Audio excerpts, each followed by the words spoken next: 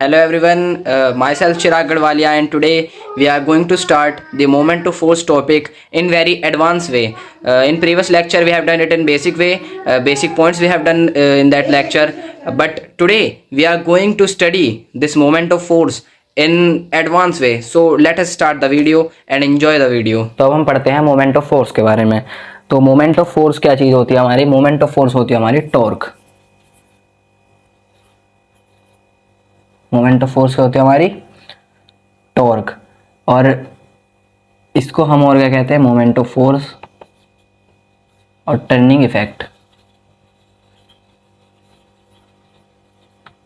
अब इस चीज़ का मतलब क्या है कि जब हम कहीं पर फोर्स लगाकर किसी बॉडी पे, फिर उस बॉडी पर फोर्स लगाने के बाद अगर वो बॉडी रोटेट हो रही है या फिर मतलब कि वो टर्न हो रही है किसी फोर्स के लगने की वजह से, तो वो वहाँ पर क्या होगा? हमारा टर्निंग इफेक्ट होगा, मोमेंट ऑफ फोर्स वहाँ पर आएगी। तो मोमेंट ऑफ फोर्स के लिए हम क्या एक एक्सपेरिमेंट करते हैं। सबसे पहले हम एक यहाँ पर कोई भी इर्रेगुलर लैमिना ले लेंगे, मतलब जो अगर हम इसे कहीं से डिवाइड करें तो ये इक्वली ना कट पाए, क्योंकि अगर मैं इसे यहाँ से काटूंगा तो ये इक्वली नहीं कट पाएगा और यहाँ से काटूंगा तब भी नहीं कट पाएगा। हम इरेगुलर लैमिना की जगह हम कुछ भी ऐसे मतलब पाइवटेड बॉडी भी ले सकते हैं, लेकिन जो इम्पोर्टेंट है सबसे ज़्यादा, तो हमने लिया है इरेगुलर लैमिना।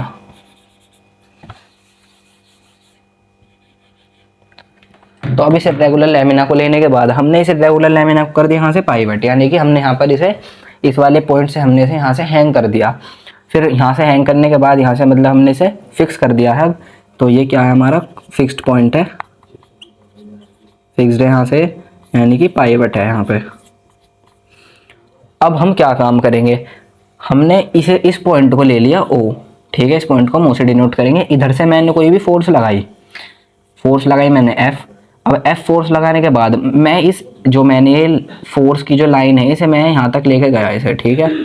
यहाँ तक जा रही है ये, और फिर इस वाली लाइन को जो पाइवट है, पाइवट से यहाँ पर ऐसे मैंने लाइन यहाँ ड्रॉ कर दी। फिर इतना जो है ये बना 90 डिग्री का एंगल, ठीक है।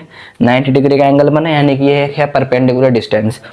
तो हमने ये पूरा का पूरा समझ लिया कि क्या होता कि अब हमने फोर्स यहाँ लगाई। अब ये फोर्स लगाने के बाद ये ऐसे टर्न होगा, ठीक है, ऐसे रोटेट होगा, क्योंकि जब मैं यहाँ पर इस ऐसे फोर्स लगा रहा हूँ तो ये ऐसे टर्न होगा। क्योंकि आपको ये फील करना पड़ेगा, बिना फील करे समझ में नहीं आएगा। तो सबसे पहले हमने यहाँ पर फोर्स लगाई, फिर फोर्स लगाने के बाद हमने जो यहाँ पर पाइवट करा गया था, हमने फोर्स की जो लाइन थी, एक्शन ऑफ लाइन जो थी, हमने ऐसे ड्रॉ कर दी। फिर यहाँ से पाइवट से हमने एक इमेजिनरी लाइन ड्रॉ करी, उसके बाद हमने 90 डिग्री का एंगल बनाया, तो हमें पता चल गया परपेंडिकुलर डिस्टेंस है। फिर हमने देखा कि ये जो फोर्स लगी इससे हमारा जो ये बॉडी है ये ऐसे टर्न हुई, ठीक है। ये चीज़ इतनी हो गई। तो हम इसके फैक्टर्स के बारे में जानते हैं कि इनके फैक्टर्स के ऊपर ये डिपेंडेंट होता है। तो फैक्टर्स मैं लिख देता हूँ, ये हमारे फैक्टर्स हैं। सबसे पहला हमारा फैक्टर क्या होगा? परपेंडिकुलर डिस्टेंस, कहाँ से कहाँ तक का। जो line of action of force है, line of action of force हमारी, इसकी यहाँ मैं लिख देता हूँ एक बार, line of action of force. तो ये line of action of force हमारी ये हो गई। और यहाँ तो हमारा कौन परपेंडिकुलर डिस्टेंस किस के बीच में होगा?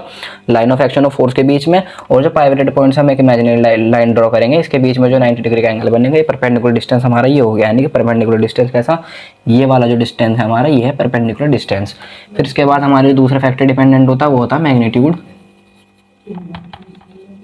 मैग्नीट्यूड कहते हैं, या फिर हम एक सिंपल लैंग्वेज में हम इसे कह सकते हैं वैल्यू ऑफ फोर्स।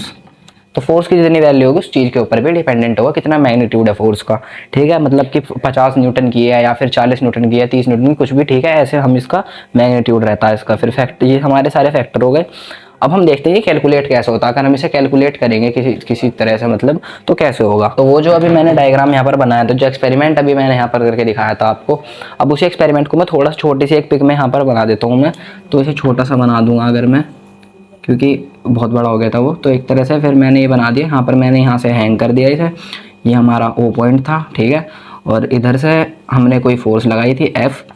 फिर यहाँ से हमने एक इमेजिनरी लाइन ड्रॉ करी थी, यानी कि line of action of force. तो ये यहाँ तक हमने मान ली थी, ये P मान ली थी यहाँ से यहाँ तक। और इधर से हमने एक लाइन ड्रॉ करी, ये था 90 डिग्री का एंगल, ठीक है, ये था। तो अब हम देखेंगे कि हम इसे कैलकुलेट कैसे करेंगे। तो इसके कैलकुलेट करेंगे हम, तो कैलकुलेशन होगी जो फोर्स का जो मैग्नीट्यूड है, यानी कि जो हमारी फोर्स है, फोर्स है और मल्टीप्लाई बाय जो परपेंडिकुलर डिस्टेंस है। परपेंडिकुलर डिस्टेंस कितना हमारे पास OP, तो F इंटू OP, तो जितना F इंटू OP जितना ये परपेंडिकुलर डिस्टेंस होगा और जितनी फोर्स होगी, जितना फोर्स का मैग्नीट्यूड होगा, उन दोनों का मल्टीप्लाई कर देंगे तो इसकी कैलकुलेट हो जाएगा। और मोमेंट ऑफ फोर्स की जो हमारी यूनिट होती है, मोमेंट ऑफ फोर्स की यूनिट होती है न्यूटन मीटर। न्यूटन मीटर का हमने कैसे पता लगाया, क्योंकि जब फोर्स की जो ऐसा यूनिट है, फोर्स की ऐसा यूनिट है न्यूटन, और जो OP जो हमारा एक डिस्टेंस है, तो डिस्टेंस की जो ऐसा यूनिट होती है वो होती है मीटर। तो न्यूटन और मीटर का अगर हम प्रोडक्ट करेंगे तो ये बन जाएगा हमारे पास न्यूटन मीटर। तो ये हमारा हो गया इसकी ऐसा यूनिट, इसकी ऐसा यूनिट है हमारे पास ये मोमेंट ऑफ फोर्स की। तो जो मैंने आपको क्लॉकवाइज और एंटी क्लॉकवाइज जो मैंने आपको डायरेक्शन बताई थी वो हमारी मोमेंट ऑफ फोर्स के अंदर काम आती है। तो क्लॉकवाइज जो मोमेंट ऑफ फोर्स है वो होता है नेगेटिव, और जो anti clockwise moment of force है वो होता है हमारा पॉजिटिव। तो ये इस चीज़ को मैं यहाँ लिख दूंगा कि जो क्लॉकवाइज है वो होता है हमारा नेगेटिव, और जो एंटी क्लॉकवाइज है वो होता है हमारा पॉजिटिव। तो मोमेंट ऑफ फोर्सेस के कुछ एग्जांपल होते हैं, जैसे यहाँ पर हमने कोई फ्रेम यहाँ पर बना लिया, डोर का फ्रेम है यहाँ पर, फिर यहाँ पर मैंने बनाया एक डोर, ये कोई भी डोर है हमारा, यहाँ से हमने इसका बनाया हैंडल, यहाँ बनाए हिंजेस, ठीक है, ये हिंजेस हो गए इसके। तो ये आपने देखा होगा अपने डोर में भी यहाँ पर हैंडल होता है एक एंड पे, और एक एंड पे होते हैं हमारे हिंजेस। तो हैंडल ये मतलब इतनी पास में भी नहीं होता, थोड़ा यहाँ पे भी हो सकता है, तो वो चीज़ देखी जाएगी। तो मोमेंट ऑफ फोर्स का जो एग्जांपल ये कैसे है, क्योंकि यहाँ से ये हमने ये एक तरह से इसके पाइवट हो गए, जो हम यहाँ से फिक्स रहती है हमारी कोई भी बॉडी, तो ये पाइवट हो गया है, ये दोनों हिंजेस जो हैं। फिर ये जो हैंडल है, हैंडल पर हम लगाते हैं इस पर फोर्स, ठीक है, तो फोर्स भी लग रही है और पाइवट भी है, तो यानी कि यहाँ से यहाँ तक का हमारा कोई परपेंडिकुलर डिस्टेंस भी होगा। तो ये जो परपेंडिकुलर डिस्टेंस है, तो यहाँ पर हम इससे पता लगा सकते हैं कि मोमेंट ऑफ फोर्स यहाँ पर भी होगी। अब मोमेंट ऑफ फोर्स यहाँ पर भी एक तो ये हो गया हमारा एग्जाम्पल, और इसमें ये भी है कि अगर मैं इस हैंडल को हटाकर अगर मैं इस हैंडल को यहाँ लगा दूँ तो थोड़ी सी हमें ज़्यादा फोर्स लगानी पड़ेगी, क्योंकि परपेंडिकुलर डिस्टेंस कम हो जाएगा और फोर्स जो है फिर वो मुझे ज़्यादा लगानी पड़ेगी। क्योंकि अब अगर मैं यहाँ पर कोई भी परपेंडिकुलर डिस्टेंस है और मल्टीप्लाई बाय फोर्स है, ठीक है, ये हमारी मोमेंट ऑफ फोर्स का फॉर्मूला है। अगर इनिशियली जो यहाँ पर था, ये मान लो ये था हमारे पास ये जो पूरा यहाँ से लेकर यहाँ तक का जो हमारा डिस्टेंस है, ये मान लो 90 मीटर था, ठीक है, ऐसे एज्यूम कर लिया हमने, तो 90 मीटर ये है। फिर यहाँ पर जो हमने फोर्स लगा रहे थे इनिशियली, जब हैंडल यहाँ लग रहा था, तो फिर यहाँ पर हमने फोर्स जो लगाई थी उसे मान लो 10 न्यूटन की थी वो, तो इनका अगर मैं मल्टीप्लाई करूँगा तो ये हो जाएगा हमारे पास 900 न्यूटन मीटर, ठीक है। और अगर यही चीज़ मैं कैसे करूँ, अगर मैं ये देखूँ कि अगर मैंने ये यहाँ कर दिया, हैंडल इधर कर दिया, तो इसका ये कितना कम हो गया होगा। अब ये मैं एक आपको एज्यूम करके बता देता हूँ कि इसका जो परपेंडिकुलर डिस्टेंस होगा वो क्या हो गया होगा, मान लो 90 से घटकर वो हो गया होगा 45, और 45 मीटर हो गया होगा वो, क्योंकि मैंने आधा कर दिया, मान लो एक तरह से 45 हो गया, और इधर की साइड ये मान लो ये हो गई 20। फिर मुझे 20 न्यूटन की फोर्स लगानी पड़ रही है, क्योंकि मैंने बताया कि न्यूटन की फोर्स जो फोर्स है मैं फिर उसे ज़्यादा लगाऊंगा। तो फिर आंसर क्या आएगा यहाँ पर 45 और 20 का अगर हम मल्टीप्लाई करेंगे तब भी 900 न्यूटन मीटर आएगा, क्योंकि जितनी मोमेंट ऑफ फोर्स लगनी है वो तो लगेगी, वो हमारे ऊपर डिपेंडेंट है कि हम फोर्स कितनी लगा रहे हैं और कितना ज़्यादा परपेंडिकुलर डिस्टेंस है पाइवट के बीच में और हैंडल के बीच में जहाँ हम फोर्स लगा रहे हैं। Line of action of force यहाँ पर लगी और इधर से हमने ये इमेजिनरी लाइन ड्रॉ करी पाइवट से, तो ये हमारा परपेंडिकुलर डिस्टेंस बना और तब हमने निकाल दिया अपना मोमेंट ऑफ फोर्स, ठीक है। उसके बाद इसके एग्जाम्पल ऐसे बहुत सारे, जैसे एक तो हमारे पास ये डोर वाला एग्जाम्पल हो गया, फिर इसके बाद हमारे पास एक आता है स्पैनर का एग्जाम्पल। अब स्पैनर हमारा कुछ ऐसा रहता है, जैसे ये है, आप लोगों ने देखा होगा ये नट को टाइट और लूज करने में काम आता है। यहाँ से हमारा रखा होता है एक नट, कुछ ऐसा सा होता है नट, ठीक है। तो ये होता है हमारा इसका हैंडल, ये हमारे पास इसका हैंडल होता है, जहाँ से हम इसे पकड़ते हैं।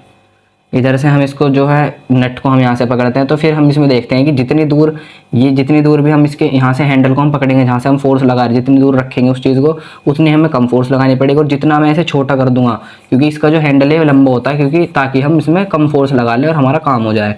और अगर मैं इसकी इतनी कर दूंगा तो हमें बहुत ज़्यादा फोर्स लगानी पड़ेगी। तो इसका एक एग्जाम्पल ये हो गया।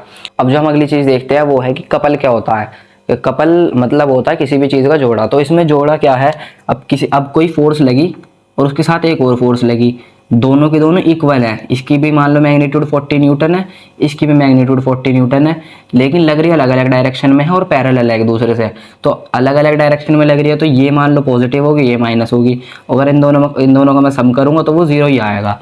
तो कपल हमारी होती है ऐसी फोर्स जिसमें मतलब दो फोर्स लग रही हो, पैरेलल फोर्स हो, अलग अलग डायरेक्शन में फोर्स लग रही हो, और उनका अगर मैं सम करूँगा तो वो जीरो हो जाएगा। अब ये किस चीज़ में काम आती है, जब किसी चीज़ की हम रोटेशन करेंगे। जैसे मान लो मैं यहाँ पर एक टैप बना देता हूँ,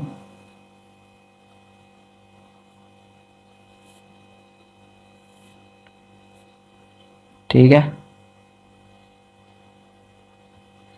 ये मैंने टैप बनाई इधर, तो पानी की बूंद बना ही नहीं रहे हम। अब इधर टैप बनाई, अब इधर से मैं अगर इसे पकड़ूंगा,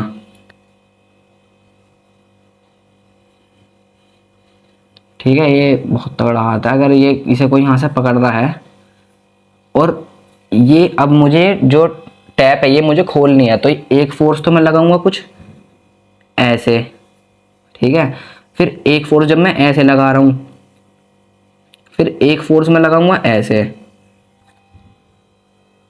मतलब एक फोर्स तो लगेगी ऐसे और एक फोर्स लगेगी ऐसे। तो अगर मैं टैप को ऐसे घुमा रहा हूँ तो एक फोर्स ऐसे लगेगी, एक फोर्स ऐसे लगेगी। तो ये जो फोर्स है ये तो मुझे पता है कि जो मैं लगा रहा हूँ, तो ये तो हमारी होगी जो हमें पता है पहले से ही। और ये जो फोर्स है ये हमारी ऐसी फोर्स जो कि होती है रिएक्टिव फोर्स, जो अपने आप लग जाती है, हमें पता भी नहीं चलती, रिएक्टिव फोर्स होती है ये। तो इसके बहुत सारे एग्जाम्पल है, जैसे टैप को खोलना बंद करना हो गया, और किसी भी चीज़ की अगर हम रोटेशन करवा रहे हैं तो हर चीज़ में कपल हमारी काम आती है। दो फोर्स की वजह से ही हमारा कपल काम करता है। अब जैसे हमने यहाँ पर कोई स्टीयरिंग व्हील ले लिया,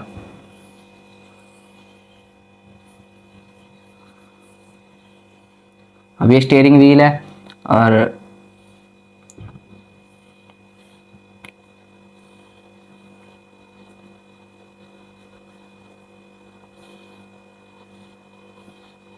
ठीक है, ये हमारा कोई भी स्टीयरिंग व्हील है जैसे, और अगर मैं इसको ऐसे पकड़ रहा हूँ, ऐसे मैंने इसे पकड़ा, तो यहाँ से जब मैं इसे पकड़ूंगा तो ये मैं इसे ऐसे घुमाऊंगा, ठीक है, ऐसे घुमाऊंगा, तो ये तो मैं इधर से ऐसे घुमा रहा हूँ, तो ये वाला हाथ मेरा अपने आप इसे नीचे खींचेगा, तो ये हो जाएगी इसकी रिएक्टिव फोर्स। तो ये दोनों फोर्स इसे वर्क होने में मतलब इसे काम कर रही है इसका, ठीक है। तो एक एग्जाम्पल ये हो गया। और अब हम इसे ऐसे और समझ सकते हैं कि जैसे मान लो ये कोई हमारे पास कोई बार है, और अब इस बार को मैंने यहाँ से पाइवट कर दिया है ओ पॉइंट से, ठीक है, और मैंने एक फोर्स लगाई इधर, कितने न्यूटन की, 40 न्यूटन की लगा दी, एग्जाम्पल है एक। फिर 40 न्यूटन की इधर फोर्स लगाई, इतनी 40 न्यूटन की फोर्स मैंने इधर भी लगा दी, मतलब एक फोर्स तो मैंने लगाई ऐसे और एक फोर्स मैंने लगा दी ऐसे। तो ये नीचे ऐसे घूमेगा और ये ऊपर ऐसे घूमेगा, तो अगर ये ऐसे घूमेगा तो ये पूरी बॉडी रोटेट हो जाएगी हमारी। तो अब इसमें हमसे ये पूछा, अब हम इसमें हमसे पूछेगा कि मोमेंट ऑफ कपल बताओ। तो मोमेंट ऑफ कपल कैसे निकलेगा, सबसे पहले मैं इधर की मोमेंट निकालूंगा, फिर इधर की मोमेंट निकालूंगा, ठीक है। तो इसके अंदर कैसे मोमेंट निकलेगी, 40 न्यूटन, और मान लो यहाँ से यहाँ तक का जो पूरा टोटल डिस्टेंस इसमें बता देंगे हमें, 40 मीटर है, मान लो 40 मीटर पूरा टोटल यहाँ से लेके यहाँ तक का डिस्टेंस है ये। तो अब यहाँ से लेके जब यहाँ तक का 40 डिस्टेंस है तो आधे पे लग रहा है हमारा ये ओ पॉइंट मान लो, तो फिर इधर हो जाएगी 20 मीटर। तो कैसे होगी, 40 × 20 is equal to 48 800 newton metre, ठीक है। तो ऐसे हुई ये वाली 800 न्यूटन मीटर हो गई। फिर मैं इधर की निकाल लूँगा, इधर की निकालते वक्त क्या होगा, 20 की 40 से हो जाएगी, तो यहाँ भी वही होगा, इधर भी 800 न्यूटन आ जाएगी, 800 न्यूटन मीटर आ जाएगी। अब मैं इन दोनों को क्या करूँगा, मैं इन दोनों को प्लस कर दूंगा, यह हमारी मोमेंट ऑफ फोर्स इधर की भी निकल गई, इधर की भी निकल गई। अब 800 न्यूटन मीटर और 800 न्यूटन मीटर तो जब सेम आ रही है तो हम यहाँ पर ऐसे भी कर सकते हैं कि इधर फोर्स कोई भी एक फोर्स ले लेंगे, जब फोर्स सेम है, multiply by distance between 2 points of forces. So guys, that's all for today. Just like the video and subscribe the channel, and if you have any doubt then comment it also. Thank you.